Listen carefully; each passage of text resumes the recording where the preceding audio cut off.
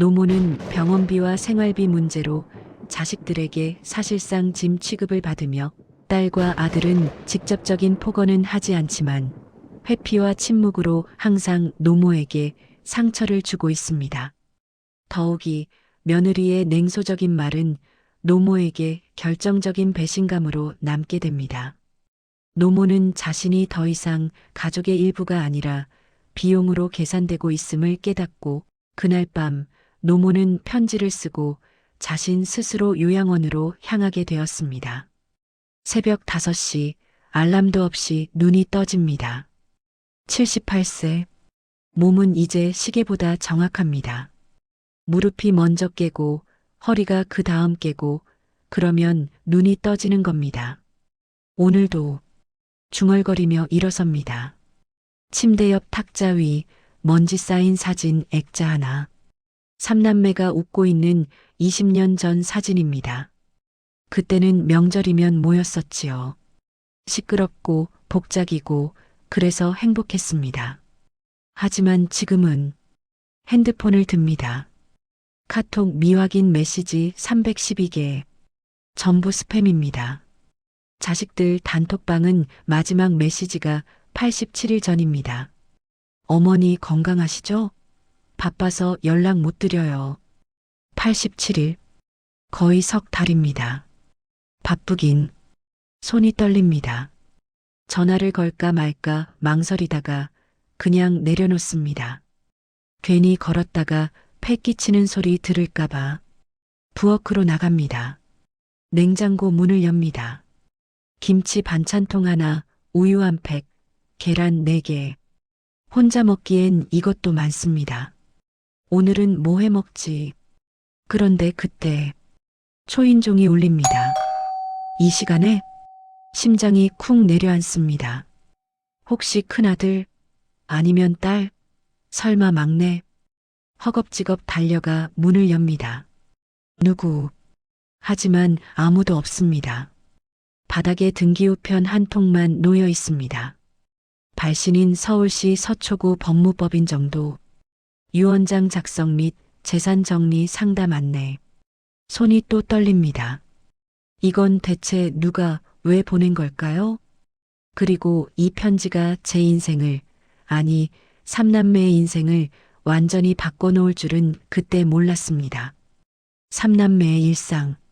편지를 받은 날 저녁. 저는 고민 끝에 단톡방에 메시지를 남겼습니다. 애들아, 엄마 요즘 건강이 좀 안 좋아서 시간 되면 한번 들러줄 수 있니? 발송. 하나, 둘, 셋. 10분이 지나도 답이 없습니다. 읽음도 안 뜹니다. 1시간이 지났습니다. 2시간이 지났습니다. 밤 11시가 되어서야 딸 민지한테서 답장이 왔습니다. 엄마 무슨 일이야? 나 지금 회사 야근 중이라 내일 전화할게. 그게 답니다. 큰아들 준호는 다음날 낮에 답했습니다. 어머니, 저 출장 중이에요. 다음 주에 들를게요. 막내 성민이는 사흘 뒤에야 답했습니다. 엄마 괜찮아? 애들 학원 데려다주고 연락할게. 결국 아무도 오지 않았습니다. 다음 주도 그 다음 주도 법무법인의 제안. 일주일 후 저는 혼자 법무법인을 찾아갔습니다. 서초동 높은 빌딩 12층. 반짝이는 유리문을 밀고 들어서니 젊은 변호사가 맞이했습니다. 어르신, 편지 받고 오셨나요? 네. 그런데 이게 무슨 유언장 작성 상담입니다. 요즘 많은 어르신들이 미리 정리하시거든요. 나중에 자식들끼리 다툼 없도록요. 가슴이 철렁합니다. 유언장. 아직 죽을 때가 된 건 아닌데 벌써 그런 걸 생각해야 할 나이가 된 걸까요? 혹시 재산이 얼마나 되시는지 여쭤봐도 될까요? 변호사가 묻습니다. 저는 잠시 망설이다가 대답했습니다. 집 한 채, 예금 조금, 합쳐서 10억 정도 될 겁니다. 변호사의 눈빛이 달라집니다. 10억이요? 그 정도면 상속세 문제도 있으니까 미리 정리하시는 게 좋겠는데요. 그런가요? 자녀분들은 몇 분이세요? 셋입니다. 아들 둘, 딸 하나. 그럼 3등분 하실 건가요? 아니면? 저는 대답하지 못했습니다. 3등분. 공평하게 나눠주는 게 맞는 걸까요? 하지만 87일 동안 연락도 없던 아이들에게 제가 평생 모은 돈을 그냥 나눠주는 게 맞는 걸까요? 어르신? 변호사가 다시 묻습니다. 죄송한데요. 조금 생각해 봐도 될까요? 그러세요. 급한 건 아니니까요. 사무실을 나왔습니다. 엘리베이터 안에서 거울에 비친 제 얼굴을 봅니다. 주름투성이 얼굴, 힘없이 처진 어깨. 나는 언제부터 이렇게 작아졌을까? 눈물이 핑 돕니다. 시험의 시작. 집으로 돌아와 저는 결심했습니다. 한번 시험해보자. 나쁜 마음은 아닙니다. 그저 확인하고 싶었습니다. 돈이 있을 때와 없을 때 아이들이 저를 어떻게 대하는지. 다음 날, 저는 단톡방에 이렇게 썼습니다. 애들아, 엄마가 너희한테 할 말이 있어. 이번 주말에 다 같이 모일 수 있니? 중요한 이야기야. 이번엔 답이 빨랐습니다. 준호 무슨 일이세요? 민지 엄마 혹시 어디 아프신 거야? 성민 주말에 시간 낼게요. 이틀 뒤 토요일 오후 2시 삼남매가 전부 모였습니다. 석 달 만입니다. 거실 소파에 나란히 앉은 아이들. 저는 그 앞에 섰습니다. 그동안 연락 못해서 미안해. 제가 먼저 말합니다. 무슨 말씀을? 저희도 바빠서. 준호가 어색하게 웃습니다. 이번에 병원 갔다 왔어. 새쌍의 눈이 커집니다. 혹시 큰 병? 민지가 묻습니다.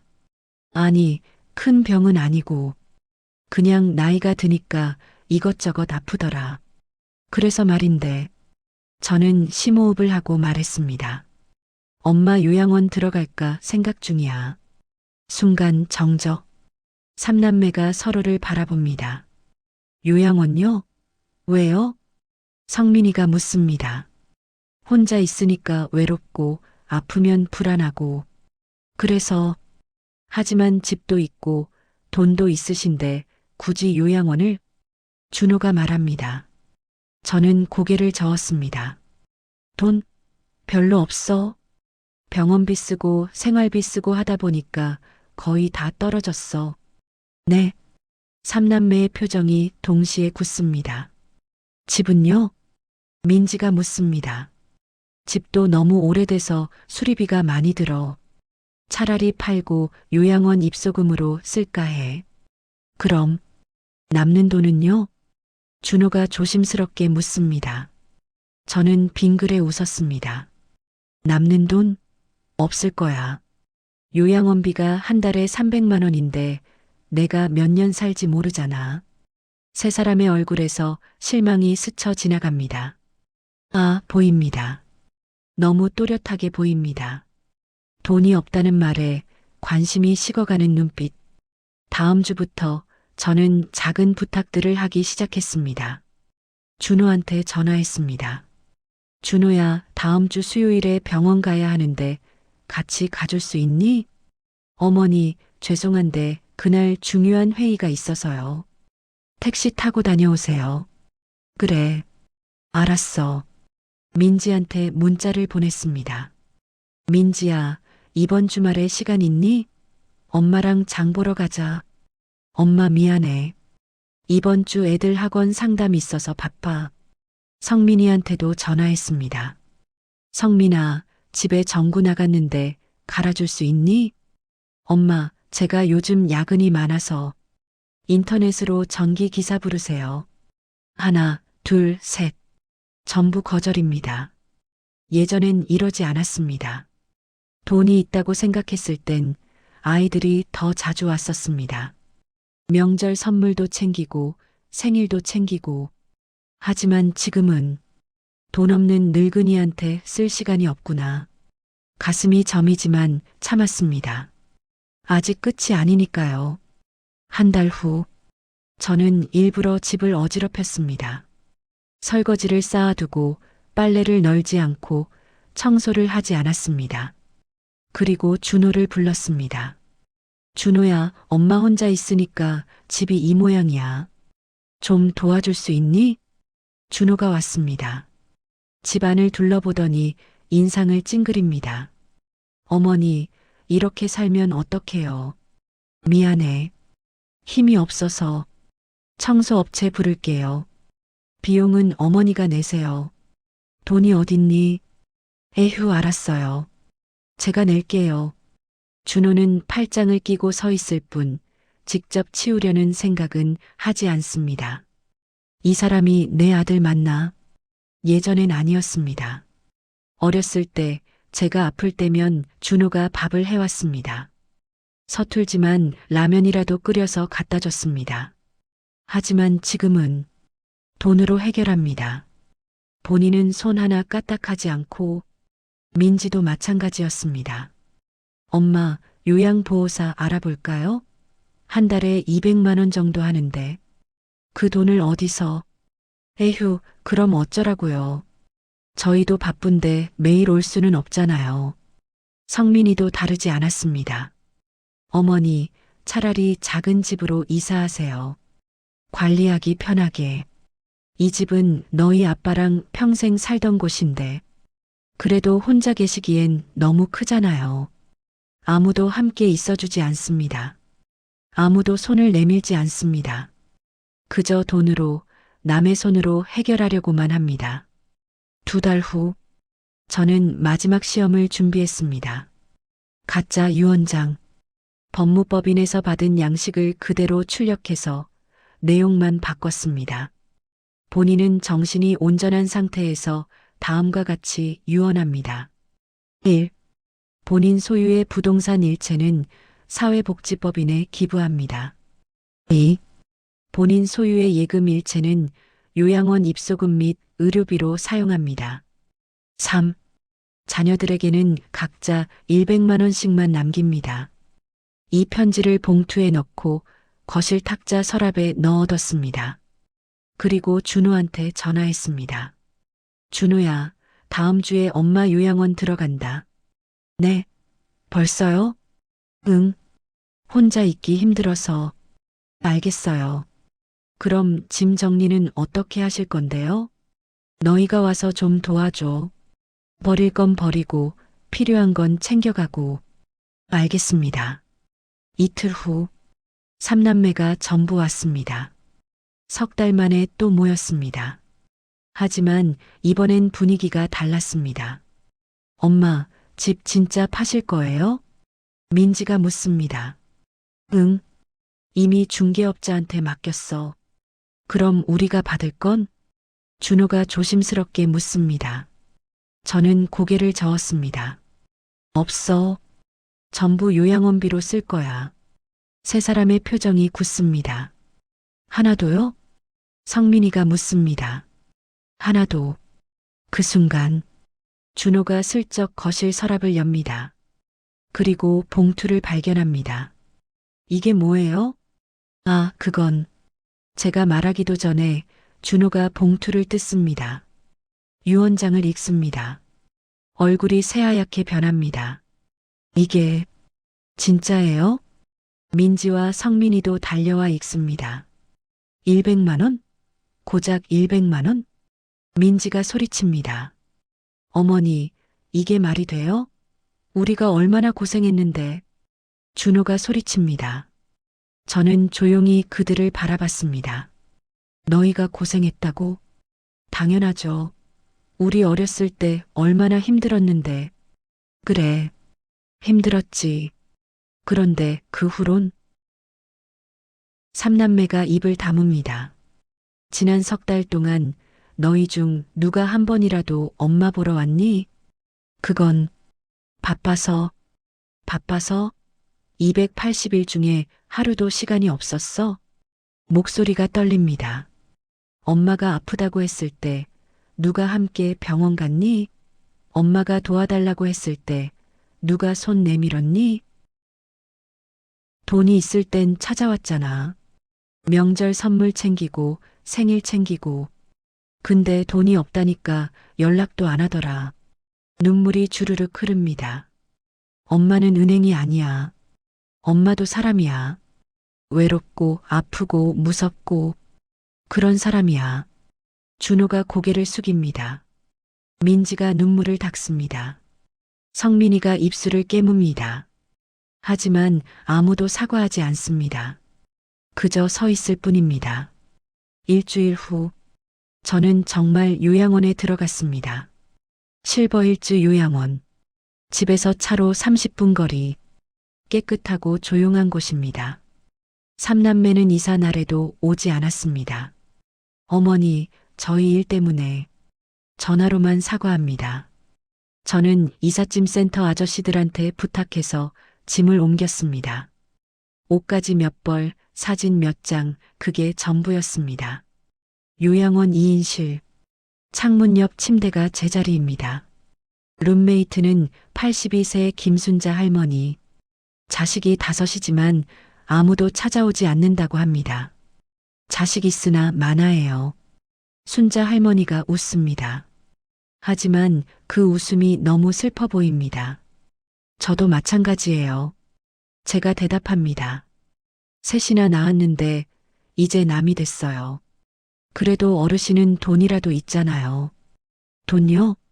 아까 입소 상담할 때 들었어요. 10억 있다면서요? 저는 고개를 저었습니다. 그건 아이들이 모르는 이야기예요. 네. 아이들한테는 돈 없다고 했어요. 시험해 보려고. 순자 할머니의 눈이 커집니다. 시험이요? 네. 돈 있을 때와 없을 때 아이들이 어떻게 다른지 보려고. 그래서 결과는요? 저는 한참을 말없이 창밖을 바라봤습니다. 실망스러웠어요. 눈물이 또 납니다. 돈 없다니까 연락도 안 해요. 병원 가자니까 택시 타래요. 집안일 도와달라니까 청소업체 불러요. 심지어 유언장 보고는 목이 메입니다. 100만 원밖에 못 받는다고 소리 지르더라고요. 순자 할머니가 제 손을 잡습니다. 주름진 손. 하지만 따뜻합니다. 어르신 우세요. 참지 마시고. 그날 밤 저는 한참을 울었습니다. 한 달이 지났습니다. 요양원 생활은 나쁘지 않았습니다. 규칙적인 식사, 간단한 운동, 같은 처지의 어르신들과의 대화. 하지만 마음 한구석은 여전히 비어 있었습니다. 아이들. 한 달 동안 준호가 한 번 왔습니다. 10분 앉아 있다가 갔습니다. 민지는 전화만 2번 했습니다. 성민이는 연락조차 없었습니다. 이게 끝인가? 그날 밤 저는 결심했습니다. 편지를 쓰기로. 진짜 유언장이 아니라 마음을 담은 편지를. 준호에게. 준호야. 엄마가 너를 처음 안았을 때가 기억나니? 40년 전 겨울이었어. 추운 날씨에 진통이 와서 택시를 타고 병원에 갔지. 아빠는 야근 중이어서 혼자였어. 12시간을 아파하다가 너를 낳았어. 3.2kg. 작고 빨간 얼굴로 울어대던 내가 엄마 품에 안기니까 딱 울음을 멈추더라. 아, 이 아이가 나를 알아보는구나. 그때 엄마는 생각했어. 평생 이 아이를 지켜주리라고. 그래서 밤낮 없이 일했어. 식당에서 설거지하고 청소하고 빨래하고. 손이 터지고 무릎이 아파도 참았어. 너 대학 보낼 돈, 결혼 자금, 집 장만할 돈. 전부 그렇게 모았어. 그런데 준호야. 너는 언제부터 엄마를 돈으로만 봤니? 언제부터 엄마 마음보다 엄마 통장을 먼저 봤니? 엄마는 은행이 아니야. 엄마도 외롭고 아프고 무서운 사람이야.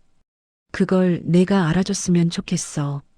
엄마가 원하는 건 너의 돈이 아니라 너의 시간이야.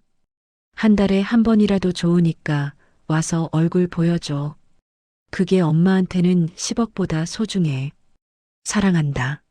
엄마가 민지에게. 민지야. 엄마가 너를 처음 봤을 때 너는 딸기처럼 작고 빨갛게 생겼었어. 의사가 그랬어. 딸입니다. 엄마는 그 순간 너무 기뻤어. 딸, 평생 친구처럼 지낼 수 있는 딸. 과연 그랬어. 너는 엄마한테 뭐든지 말했지. 학교 이야기, 친구 이야기, 남자친구 이야기. 엄마도 너한테 뭐든지 말했어. 힘든 일, 기쁜 일, 슬픈 일. 우리는 모녀가 아니라 친구 같았어. 그런데 민지야, 너 결혼하고 나서 달라졌어. 엄마한테 말하는 대신 남편한테 먼저 말하더라. 엄마한테 시간 내는 대신 애들 학원 먼저 챙기더라. 물론 알아. 내 가족이 우선이라는 거. 하지만 엄마도 너의 가족이야. 너를 낳고 키우고 사랑한 사람이야. 가끔은 엄마 생각도 해줬으면 좋겠어. 바쁜 거 알아. 하지만 하루 5분만 통화해도 돼. 그게 엄마한테는 큰 위로가 되거든. 사랑한다. 엄마가 성민이에게. 성민아, 너는 엄마의 마지막 아이야. 늦둥이.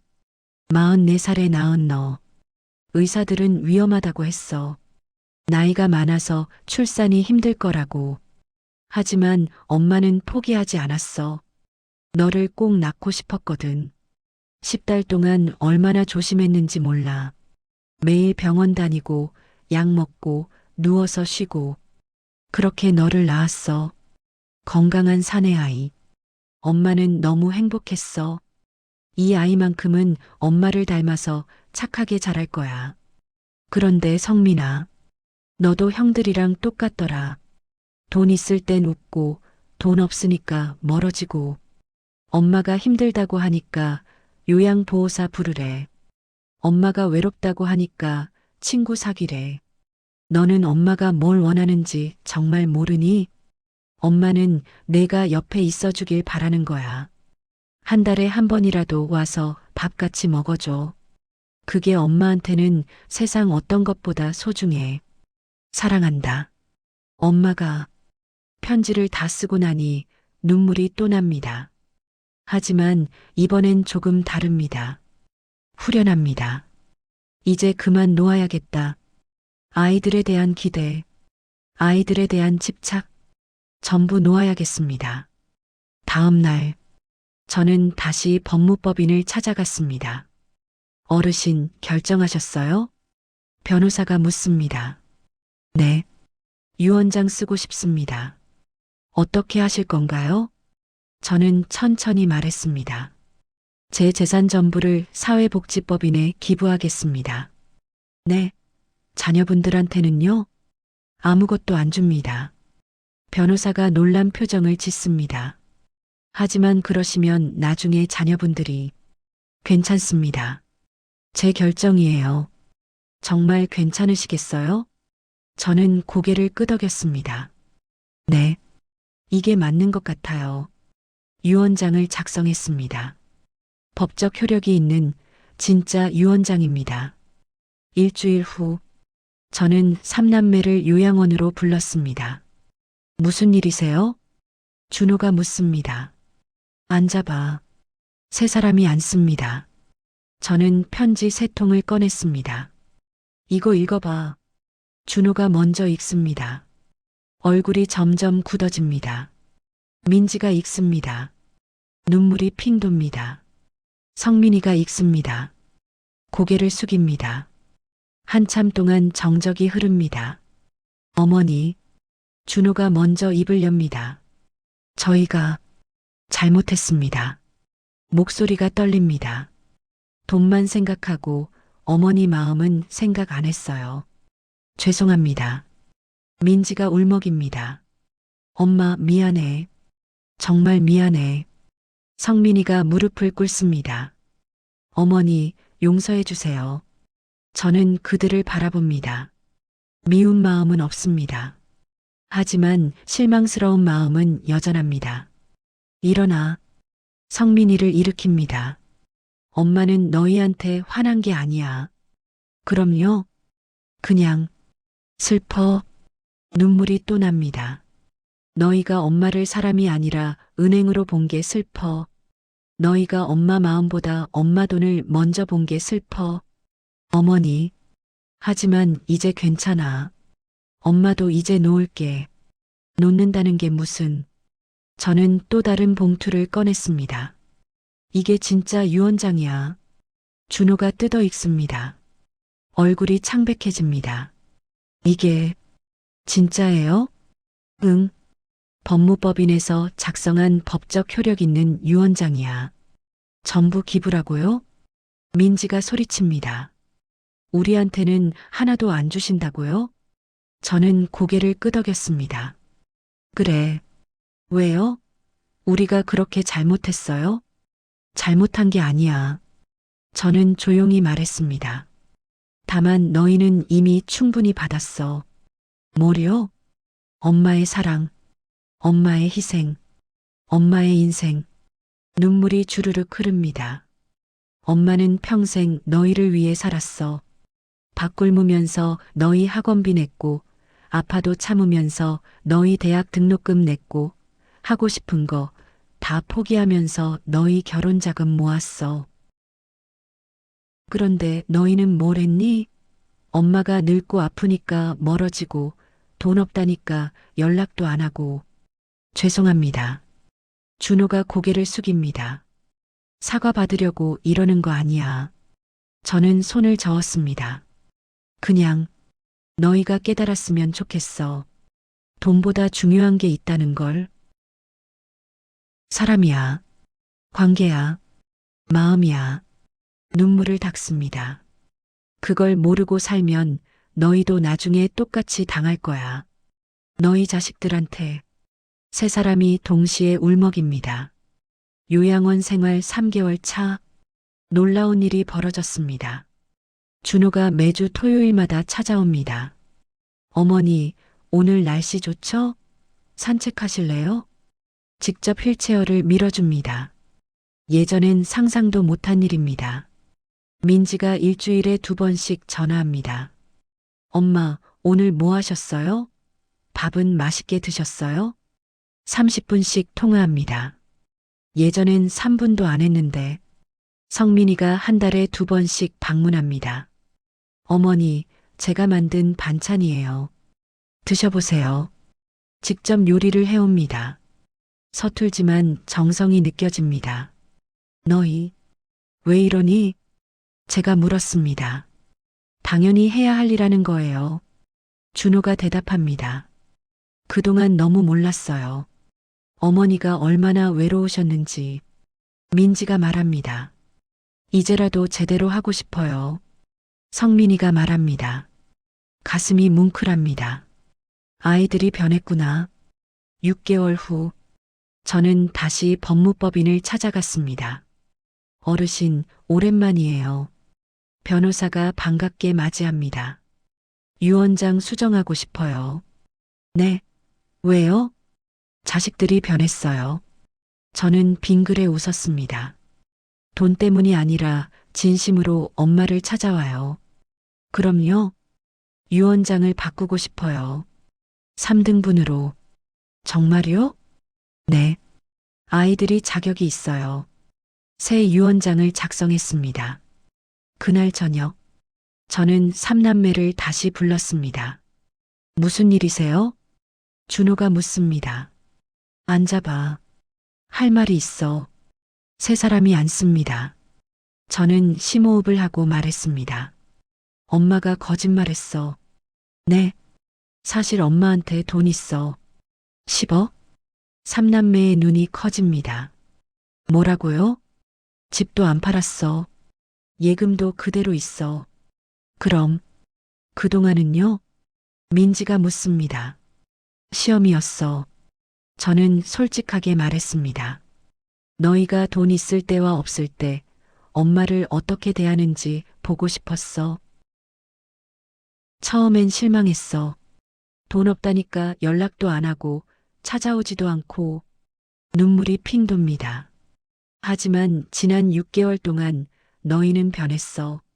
어머니, 돈 때문이 아니라 진심으로 엄마를 챙겨줬어. 그게 얼마나 고마운지 몰라. 세 사람이 동시에 울먹입니다. 그래서 엄마 결정했어. 새 유언장을 꺼냅니다. 이게 진짜 유언장이야. 3등분. 준호가 손을 저었습니다. 어머니, 저희는 괜찮아요. 응? 돈은 어머니가 쓰세요. 저희는 그냥 어머니가 건강하시면 돼요. 민지가 고개를 끄덕입니다. 맞아요. 돈보다 엄마가 더 중요해요. 성민이가 말합니다. 이제 알았어요. 진짜 소중한 게 뭔지. 저는 새 아이를 끌어안았습니다. 고맙다. 정말 고맙다. 그날 밤 요양원 침대에 누워 창밖을 봅니다. 달이 밝습니다. 아이들이 돌아왔구나. 돈으로는 살 수 없는 것. 진심. 그게 바로 진짜 유산이라는 걸 이제 아이들도 알게 됐습니다. 요양원 생활 1년 차. 저는 건강합니다. 아이들이 자주 찾아와서 그런지 마음도 편안합니다. 오늘은 준호가 왔습니다. 어머니, 소식 있어요. 뭔데? 제 회사에서 승진했어요. 이사로. 정말? 축하해. 어머니 덕분이에요. 내가 뭘 했다고. 어머니가 가르쳐 주셨잖아요. 돈보다 사람이 중요하다고. 준호가 웃습니다. 그 말 듣고 회사에서도 달라졌어요. 직원들한테 더 잘해주고 경청하고 그랬더니 팀 분위기가 좋아지고 성과도 올랐어요. 가슴이 뿌듯합니다. 민지도 왔습니다. 엄마, 저도 소식 있어요. 뭔데? 애들이 학교에서 상 받았어요. 효자상? 정말? 네. 할머니 요양원 자주 찾아뵌다고. 민지가 눈물을 글썽입니다. 엄마가 본보기 보여주신 거예요. 부모를 어떻게 대해야 하는지. 성민이도 왔습니다. 어머니, 저 여자친구 생겼어요. 정말? 어떤 사람인데? 착해요. 그리고 부모님 잘 모셔요. 성민이가 수줍게 웃습니다. 어머니 보면서 배웠어요. 효도가 뭔지. 그날 밤 저는 마지막 편지를 썼습니다. 사랑하는 내 아이들에게. 엄마가 이 편지를 쓸 때쯤이면 아마 많은 시간이 흘렀을 거야. 엄마는 지금 행복해. 너희가 진심으로 엄마를 찾아오고 사랑해 주니까. 돈은 언젠가 없어져. 하지만 마음은 영원히 남아. 엄마가 너희한테 남기고 싶은 진짜 유산은 돈이 아니야. 바로 이거야.